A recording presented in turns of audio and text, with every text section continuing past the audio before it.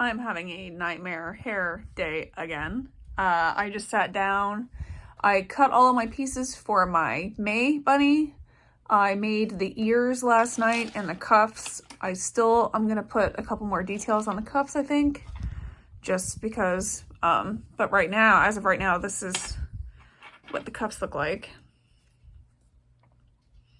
And that's more. I picked buttons that I thought looked kind of like melted ice cubes. It's really hard to focus. You can kind of see it. It's got a little glittery top. And then these are little appliques that I bought that were the closest to what she has on her gloves in her default costume. And I did some fun fractal-ish fabric. The ears are the ears. You see, those are the ears right there. So I'm making the actual corset because when I do the bunny hutch, I do a corset and bloomers because of my abdominal region. I have scars. So I'm working on the corset right now. I left my pens over here. Whoop. And the most important thing to realize that when you are working on a corset, you have to make the corset twice. You have half of it that is the outer material and your interfacing, and you have the inner layer that is the lining and what's called the interlining. The lining and interlining are sewn together first, and then the fabric and interfacing are heated. And then what you do is you sew the tops of the two layers right side to right side, and then you flip them and you top stitch it, which I know is a lot, but it'll make sense as I go through this, my hair. So here is my lining and interlining. The interlining doesn't really matter what color you use. I use black just on the off chance that my grommets go horribly wrong, and I don't want to have like red like I did for the first corset I made. I had red interlining and it wound up showing because I didn't really know what I was doing with grommets.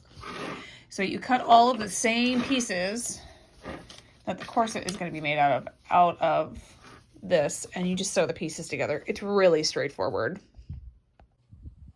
I made myself get up and get my May ears so I could show them, so you could see kind of what scheme I'm going with, because I'm going to bring this color blue.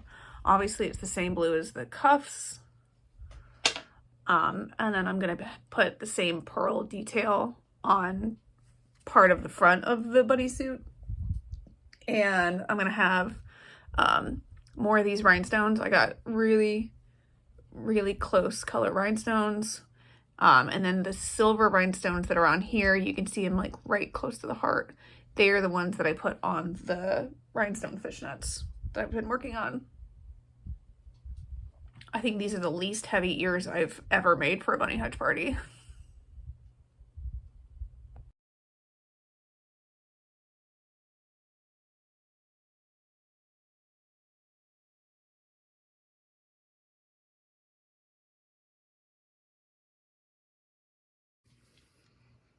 So I'm making May's corset, the shell of May's corset, out of bridal satin. And if you've watched my other videos, you'll remember me saying that pins leave permanent holes in some materials that you can't hide. Now I am going to be painting a strip on this, or sewing fabric on it. I haven't decided yet. But this is a fabric that's going to have holes left in it. Pardon. I'll show you down here. See? When I poke the pin into it, that hole doesn't go away. Now it's very small and, you know, somebody might not notice, but if it's not necessary to do the pins, why leave the holes? So that's why I've been using barrettes. They still hold it flat, and they don't leave any holes. And I have everything clipped to sew. So this is what I mean when I say that you make the corset twice. This is the lining and interlining layer, and this is the external satin with the, yeah. And then you pin along the top. I'm going to pop a couple of stitches on there to make sure that it stays, since this is slippery material. The interfacing won't slip, but I'm worried that these two will rub against each other. So I'm going to pop a couple of stitches at each, where each seam meets, so that hopefully it doesn't shift too bad. So I finally clipped up my little peacock thing that I had. So I know it was kind of weird for me to explain it as making the corset twice and then sewing it right side to right side. So what I'm going to do is I'm going to show you when you unfold it, this is what you wind up with.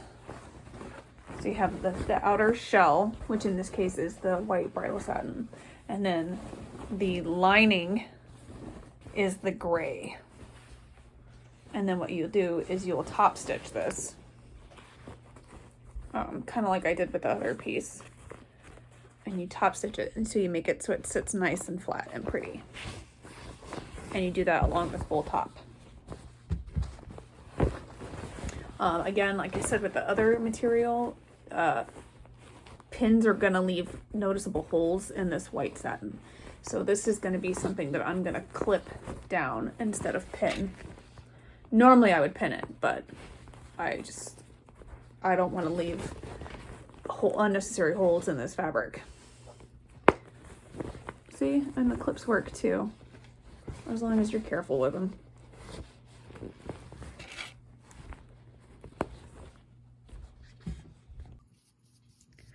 So originally the blue detail along the top and bottom of this was going to be done with fabric. And I made the stencil for it and I tried to work it out. And honestly, when it came down to it, it was just going to be less aggravating to paint it on. Bridal satin isn't super porous. There goes part of my pattern. So it's going to be relatively easy for me to just paint it like I was painting on a smooth surface. So part of making the corset obviously is putting in boning. And when I deboning, what I do is I take the 2 layers of corset. They've already been sewn at the top, like I showed. And then I go along and I top stitch the seams, because that is going to be one side of the guide or the channel or whatever you want to call it for the boning. So here I have my strips of Featherlight boning. Spring steel is nice, but honestly for something I'm going to wear once, the Featherlight is fine. When you go to put the boning into the channels, keep in mind that this is 2 layers. So there's the little plastic inside and the fabric on the outside. To keep that fabric from bunching up in the channel when you shove the boning into it, just take the end here and just pop a couple stitches into it. This is going to keep the plastic inside in place. It doesn't have to be pretty.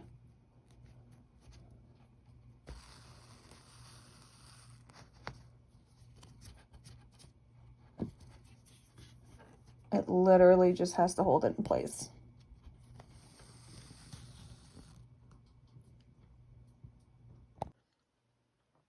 And blah, blah, blah, the base bunny suit is done.